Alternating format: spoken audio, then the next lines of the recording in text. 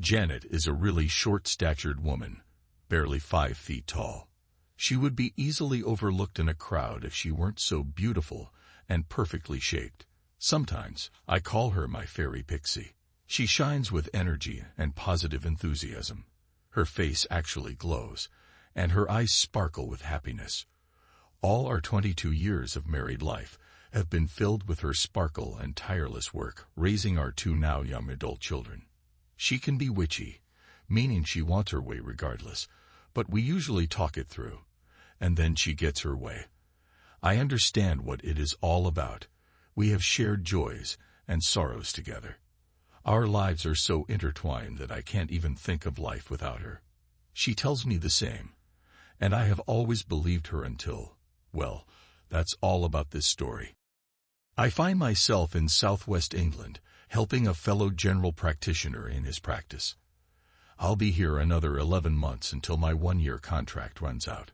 Through friends, I found out that Great Britain was recruiting international physicians for its National Health Service. This opportunity provided me with the perfect retreat from reality and space for my cheating wife.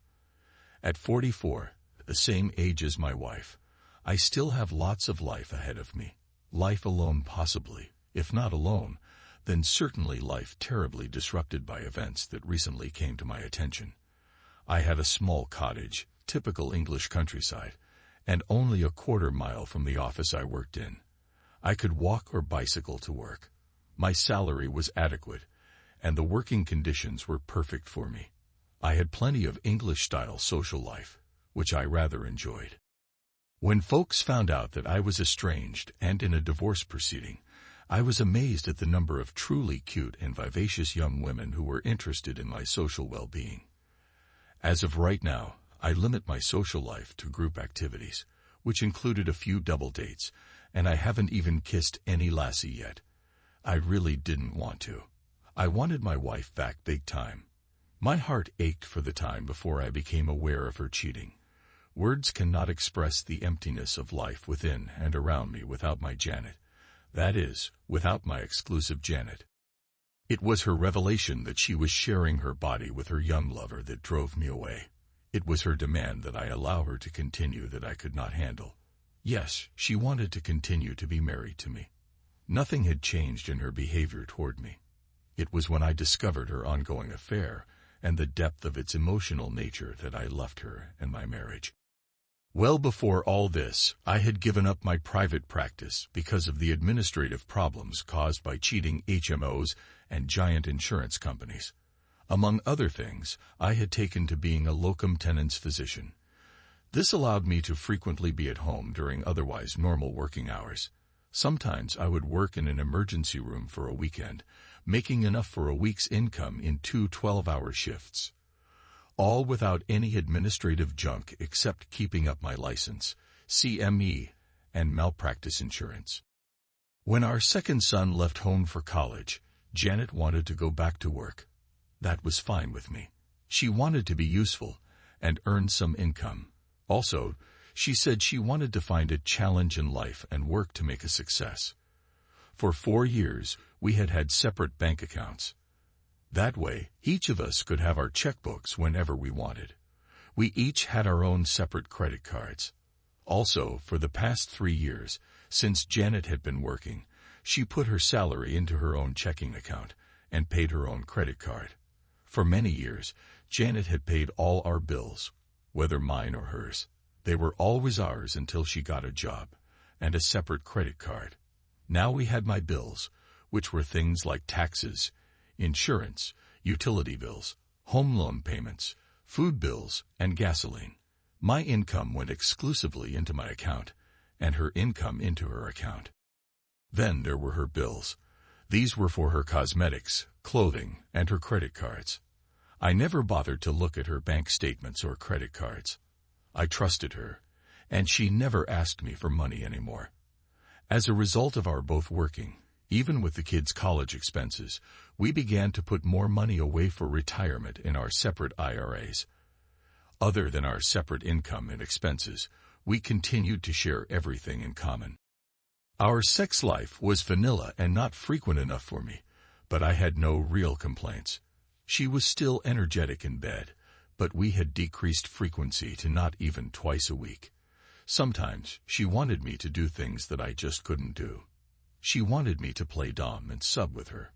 When she told me what it was, I just couldn't do it. I felt like I would be humiliating her. After a couple of times of pillow talking about it, we just dropped the subject. It all sounded so kinky to me. Calling one master or slave was degrading to me. I discounted this to just normal fantasy stuff. Janet worked for a large group of physicians. This group was a major off-campus site for medical students and even residents to take preceptorships. As a result, medical trainees were frequently in the office attached to different doctors. My wife worked as a nurse for two of the family physicians in the group. She had frequent contact with medical students and residents in training. I got home early from work one afternoon while Janet was still at work. As I drove in, I got the mail from the mailbox along with the daily paper. Usually, Janet does this. That way, the mail and paper are sorted out and ready for me to read when I get home. After getting a Diet Coke and a handful of animal crackers, I settled in on my lounge chair to read the mail. In the mail was her statement from her private credit card bank. For no particular reason, I opened it. Perhaps I was looking for one of the numerous, sometimes interesting, commercial offers for unneeded trinkets that accompany the payment due statement. I perused her short list of bills. One caught my eye. It was a bill from a local third-rank motel for a one-day charge. I looked again and saw a series of dates and charges for the same motel. I had no idea what this was all about. I got up to go to my den to check my work calendar. The charges were all on Wednesdays of last month. I gasped. As I then checked my day planner, I had been in town every one of those days, working in an emergency room on a noon to midnight second coverage shift. Janet had also not left town. She had been home. When I arrived shortly after midnight every early Thursday morning, something in my gut squeezed down on me. I could not think of a reason for these bills other than sinister infidelity happenings. Never in my worst nightmares could this scenario occur. Yet here it was, staring me in the face. The statement mocked me as if laughing at my trust in my wife. My first reaction was to look to see if this was only last month. I knew where she kept her statements, in a desk drawer in the master bedroom. She made no special effort to hide these. I guess that helped my trusting her. I had no reason to look at them, and therefore had not done so before. Her drawer, where she kept the past statements, was my next stop. She obviously trusted me not to look at her statements as they were neatly filed and easily accessible. In the second left drawer, I got out the previous month's statement. Yes, every week there was a bill from the motel. Usually it was a Wednesday, but not always. I compared the dates with my work calendar, and each was when I was either out of town overnight or working until midnight. Finding the month previous, I verified that there were another 4 weekly bills from the same motel. I went back to the January statement some 8 months ago. There, to my dismay and horror, were 3 weekly bills from the very same motel. Also, there was a bill from a 4-star restaurant for over $100 meals and alcoholic beverages itemized. I was sure that I had not eaten there with her. The bill was too large for just one person, so she had paid for at least 2 people's dinner. I had a pattern of bills at a motel. Janet had not told me anything about these. I had no reason to question her until now, as I knew nothing about them. Tonight I was going to confront her and get an explanation. I put everything back in place and went to my den and computer to try to make sense of all this. Already, I knew the answer but had to get her to verify it. I had to make plans immediately and set about doing the needed. I got my suitcases from the attic, along with 2 clothes bags. I put these in my bedroom closet, as I figured last night was my last night in this house with her. I ordered pizza and salad to be delivered. The table was set with our good china and real silverware, along with candles and wine glasses. I straightened up the great room and cleaned the kitchen. My nervous actions allowed me to do something with my hands while my heart and mind raced in 1,000 directions. My perfect life had come to a crushing end. My trust had been misplaced. I wondered for how long this had been going on. The who and why overwhelmed my mind into a numbed sense of nothingness. Obviously, our lives had become untwined, and now I was floating around in life without my mooring.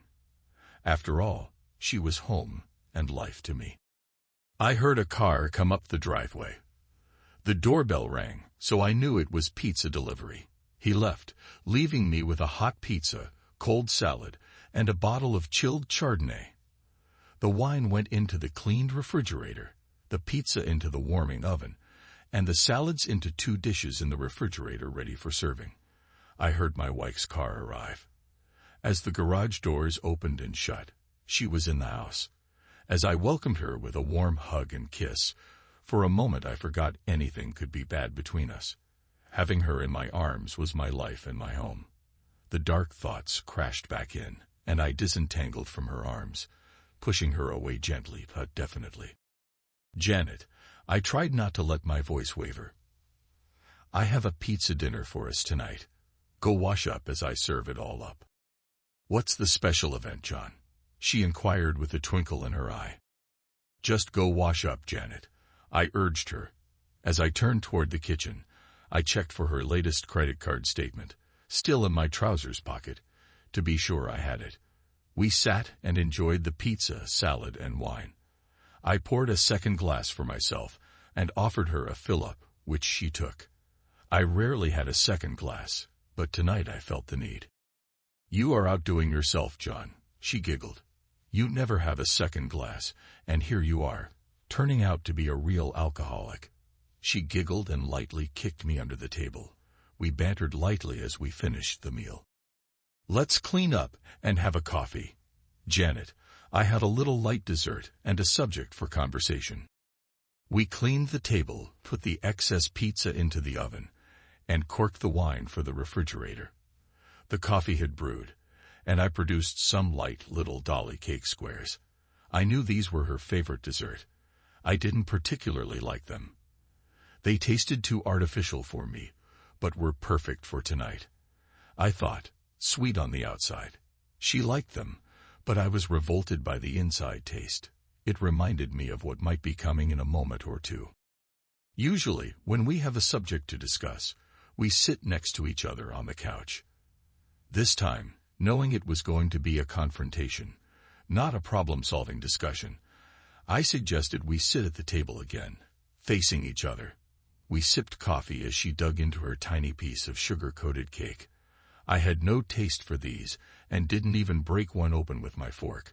I just diddled with it, feeling increasingly nervous. Reaching into my pocket, I produced the envelope from her credit card bank. I took out the statement, unfolded it, and said, "This came today." I opened it.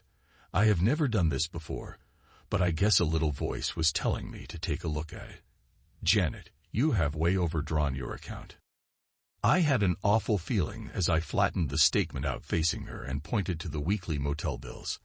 "I fear you have not overdrawn your credit card.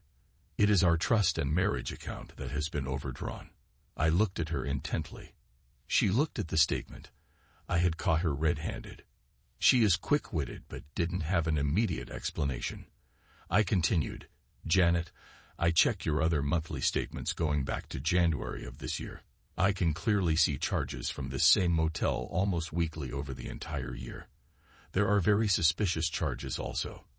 I took a long breath and sat back in my chair, looking her straight in the eyes. "I just want you to be honest with me about these. I have a right and need to know the truth." She took a long, slow breath and began, "John, I want you to know that I love you very much. I also want to stay married to you. Yes, I have a lover. He is now a first-year resident at the university. We have fallen in love." She began to cry. "At first, we just talked. He was a student on a junior preceptorship with the group where I work. At first, he reminded me physically so much of you 20 years ago when we first met. He made me feel young again. Things progressed. How much do you want to know tonight, John?" "Lots more," I spoke firmly. "He comes from a broken family and never really had a mother. After his grade school years, I guess I became his surrogate mother for a while. Then we became like friends. Then the intimacies began. For the year, we have been frequent sexual partners. I taught him almost everything about sex. I brought experience, and he brought youth, vigor, and an aggressive style to our sex lives.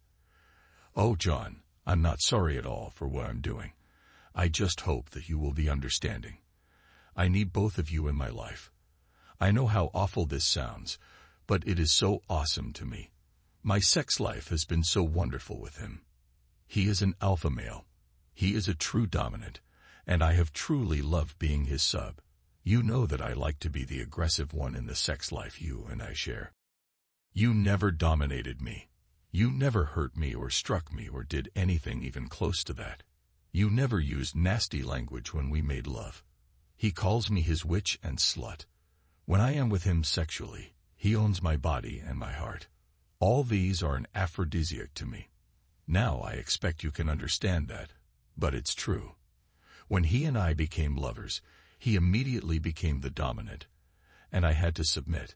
I was afraid at first, but then I learned to love being his truly submissive sub. The only thing I have refused him is to refuse sex to you. He demanded this, but I stood firm on that point. The only bad thing has been the cover-up on you. I never lied to you, but I never told you either. I have not left you for him, so I haven't broken our promises we made when we got married. I have been here for you for 20 years. She wasn't crying any longer. She was just explaining something to me, as if she had found a new dress that she loved and hadn't told me about. I had not expected her to just come forward and answer the question before I asked them. She was being upfront with me. Janet, has he been in our house? Have you been doing that with him here in my sanctuary? Yes, John, I didn't invite him. He demanded to come here and take me. He said this house is now his, and I belong to him. Of course, I don't actually belong to him all the time. It's only when we are together. I was seething. She had made me into a cuckold. I was heartbroken, but had not given in, not by a long shot. No damn arrogant surgeon was going to do that. They may denigrate us ER docs, but I won't let him humiliate me with my family. No way was that going to happen. I almost spat these at her. My body tightened, and I glared in hatred at her for the first time in my life. I looked at her and reached out to take her hand across the table. If you break this off immediately, I will try my very best to keep our marriage intact. Will you do that? You must be forceful and truthful to him about never seeing him again alone for any reason. Will you call him right now, while I am on the phone with you, and tell him it is all over between you? Oh, John, please don't say that you don't know how much I love him and how much he loves me. I love you too. I need both of you. Janet, my voice took on a more threatening and angry tone. There is no option as far as I see it. You will do this, or our marriage is over. As of tonight, I will not continue to share you sexually with anyone, male or female. You know how I have always felt about this. We have 20+ years and 2 children together. Are you going to throw these away? My life will be destroyed. I will be adrift in life without the only woman I have ever loved and trusted. Please tell me and show me that I am your real man. I waited, but she just shook her head, sadly, looking down at the table. I got up from the table. I put my hands under the table and lifted it up, turning it on top of her. She fell backward with the tabletop on top of her. She screamed in fright. I stomped off to the bedroom and finished packing in silence. I heard her pushing the table off her body.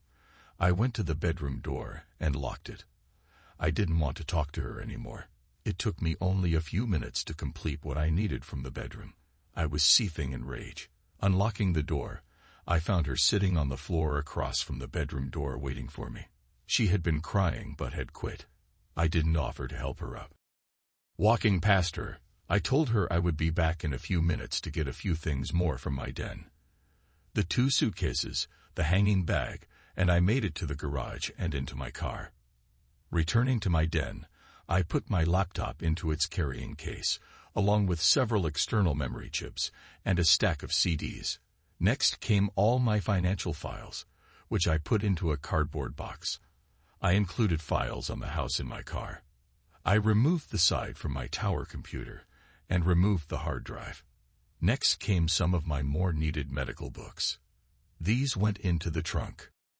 As I came back, Janet was still sitting on the floor in the hall where she had been sitting, as if in a trance, after pushing the table off her. I grabbed her and dragged her to the bedroom, which was a mess by now. I was not careful to pick up after myself, as I usually did. I pushed her onto the bed, then pulled her up to a sitting position. I stood in front of her. I intended to dominate her physically and emotionally, if at all possible. "Janet, I am out of your life as of right now. You can have all you want of your new Dr. Loverboy. I hope he will take care of you, as well as I have. I hope you don't do to him what you have done to me. I will find somewhere else to live. You will hear from a yet-to-be-found divorce lawyer in a few days. I have my cell phone, and will listen to any messages you have for me. I won't promise to return your calls, and I don't plan to let you know where I am staying for the time being. Oh yeah, you can have the rest of the pizza and wine. My life is going to be filled with new wine. I will not tell you goodbye or good night, for good is not in my vocabulary when I think of you anymore." I turned and left her and my 20-some years of shared life and family. I found a motel for the night, then moved into a furnished mobile home. I did all the things that every recovering male does. The credit cards were canceled and reissued. I took her off my bank account. I took care of all the other financial things, including my will and IRA and 513C, with heaviness of heart, yet with my anger not yet fully controlled. I met with a divorce lawyer. He did nothing to encourage me. I had no proof, so I was going to lose big time. I told him I didn't care. Give her half of everything and all the equity in the house, with the stipulation that her lover would never be able to enjoy the house ownership. I would not pay alimony. That part was non-negotiable. Nevermore would I support her. She had her own business, and her lover was a doctor. He understood and started the papers. I asked him to give me the completed papers to serve on her. When he had filed them, Janet and I were recognized as legally separated. Upon the filing of the divorce papers, I continued to work and put my income into a third secret bank account. This made no sense really, as it could be discovered easily, but it made me feel better she would have to look for it. I was not going to cooperate at any level on anything regarding her. I called the kids and told them what had happened. I minced no words, giving them enough details to convince them I was right, and she was totally wrong. They called her and told her they were divorcing her. She would not be their mother anymore. I didn't care if she was hurt. I called her parents and mine and told them the same true story in as much detail as they wanted. A week later, the divorce papers were filed, and I had my copy to take to her. My lawyer said he would formally serve her that evening at 8:00 p.m. I called Janet from my mobile home. She answered right off. "Janet, I am coming over tonight at 7:30 to talk. If you want to talk, this is going to be your opportunity. If you don't want to talk, then I'm coming over to talk to you anyway. John, you are welcome. This is your home, and you belong here. Can I fix dinner for you?" "No, Janet, if we have coffee and some fruit, that will be enough." I hung up before she could say anything else. She was trying to say something, but I had no need to listen to her. I grabbed a 6-inch Subway and diet drink on the way that evening. I had the papers in my pocket. As I rang the doorbell, Janet opened the door, and I walked in. She did not try to hug or kiss me, which I thought was very unlike her, but we were separated, so maybe she was really done with me. I hurt but quickly recovered. "John, I have someone here who wants to meet you." I looked at a young man with a scraggly goatee and a sneering grin. He was easily 6'4", and 230 pounds. Next to my 5'2" wife, he towered over her and me too. I was only 5'7", and a meager 145 pounds. I glared at him, for I knew who he was, automatically. Janet had not said she wanted me to meet him, only that he wanted to meet me. I was physically afraid of him. Quickly, my mind turned to means of self-defense if needed. I had never boxed and knew nothing of the martial arts. I was a doctor, pure and simple. I helped people, not fought with them. I remembered the snub-nosed .38 caliber I kept under my old underwear in my bedroom. It should still be there. He approached me menacingly. "Who are you, and what are you doing in my house with my wife here tonight?" "Janet, and I need to be alone to talk about difficult matters, so I'm asking you to leave quietly and peacefully now." "John, this is Dr. Sparks. He demanded to be here tonight. I had no choice but to allow him to stay. You know of our relationship," Janet replied assertively. He kept walking toward me. He had not extended a hand, nor did I. We glared at each other. I backed to the wall as he advanced. My heart was pounding in fear. "You both must excuse me for a moment. I need to pee." I scurried down the hall to my bedroom. It had been recently used. There were ropes attached to the four corners of the bed. The sheets were messed. There was the smell of sex in the room. Janet had been having sex just before I arrived, and wasn't about to leave without humiliating me. I vowed to myself that I would die or spend my life in prison before that would happen today. Quickly, I found my snub-nose .38 and checked it. It had 6 rounds. I moved the safety to off and slid it in my right pocket. I returned to the front room. Both of them were seated on my couch. I looked at my watch, and it was 5 minutes to 8. 5 more minutes until the deputy would arrive to serve the divorce papers. I wanted my timing to be perfect, and was hoping the deputies would be also. "Okay, Janet, you wanted your lover here, so here we go." I walked to the couch. He started to get up, but I shoved him back onto the couch. "You had your invitation to leave a hole. Now get this right. You don't own me. You are not welcome here in my house. You do what I say. If you are ready to leave peacefully, then you have your last chance. I suggest you take it." He jumped up as I moved back rapidly to avoid him. "So you are the little weak chicken who thinks he owns this beautiful piece of female, huh? She has had a real man screw her. That's me, and she wants me. Look at me, woman, and tell me you want me." He glared at me, then looked at Janet. She sat there, her hands twitching, as her husband and lover glared at each other. "Yes, I want you, Dr. Sparks, and I want John too. Don't call me Dr. Sparks. My name is Master to you now. Tell me you want me as your real man. I know Chicken here has smelled what used to be his bedroom. Tell me which."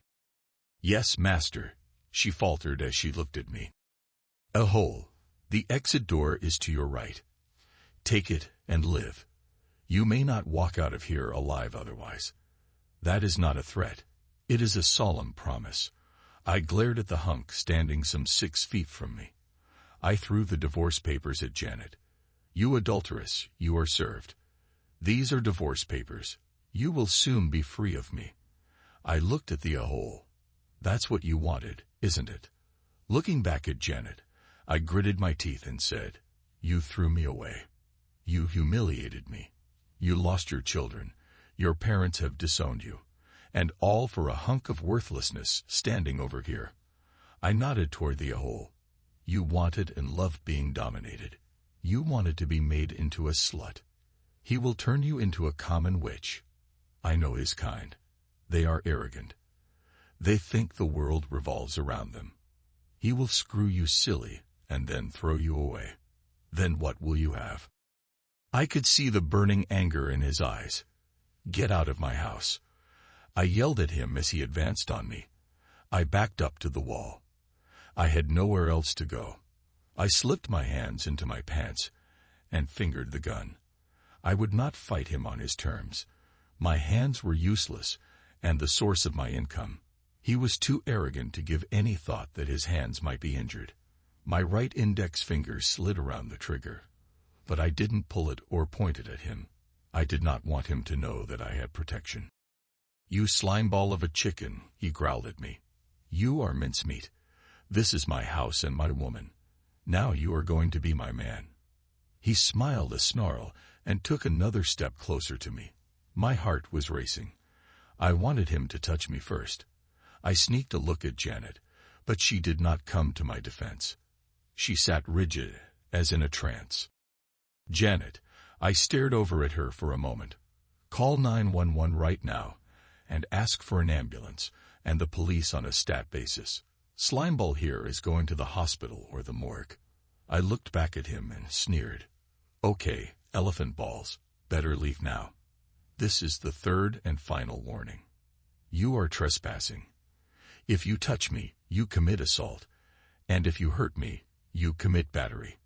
That means jail time. So what will it be? I am in charge here. Get out, or get hurt badly." Then I whispered to him, "You are all bluster.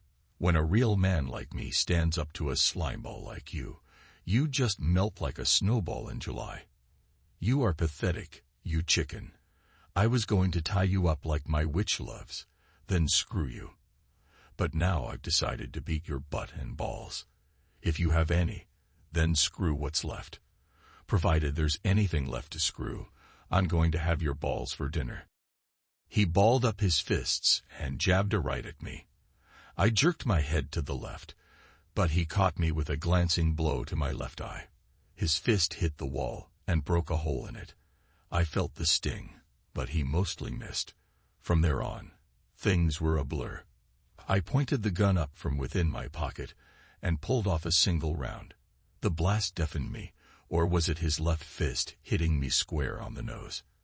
As I pulled the trigger again, I had kept both hands in my pockets. I dropped to the floor, mostly unconscious. I heard the door break open as a brown-clad officer entered with Janet's formal divorce papers, falling to the floor as he pulled his service revolver. Young Dr. Sparks lay partly on my rug but spread mostly across the table that was last used by me to throw over Janet. He was screaming obscenities and holding his crotch.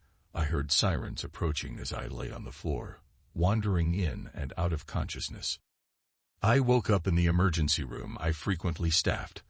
I was receiving VIP treatment. A hole was in surgery. I was admitted to the hospital for observation. Apparently, as I fell, I had also hit my head and suffered a concussion. The hospital didn't want to lose one of their ER docs. I was out of the hospital in 24 hours, feeling well, except for sore muscles, and a badly bruised and broken nose that had been straightened and bandaged.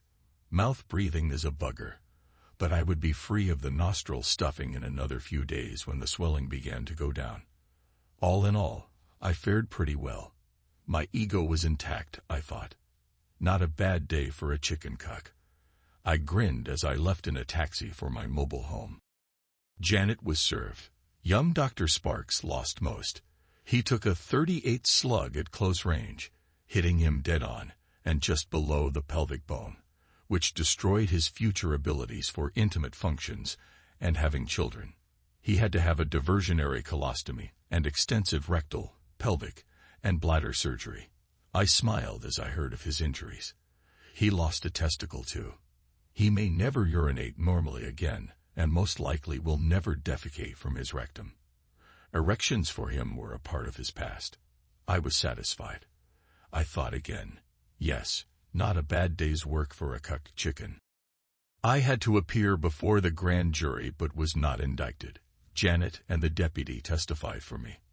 I set up a confrontation with Janet, but she upped the ante. I tried to avoid the ensuing conflict with her lover but could not. A man is allowed to defend himself from serious bodily harm in his own house in our state. The divorce went on as anticipated. I gave the house to Janet with the stipulation that young a-hole Dr. Sparks could never set foot in it again and would never inherit it or have any financial interest in it. Ultimately, he lost his medical license. Also, Janet's demons set her free of me and her family. I pay no alimony. To her credit, Janet would not allow her lawyer to ask for alimony. She was still a cocky lady. I could not stand to stay in the same community as her. I would see her, and it would light up old feelings of anger, disgust, loneliness, and yes, happy memories. So here I am in beautiful, semi-rural southwest England alone with my hurts and memories. The phone rang. It was my son's weekly call. It was good to hear their voices and appreciate the Southern American drawl. I had been here only a short while, and I was already homesick. Then I remembered I have no home. I divorced her.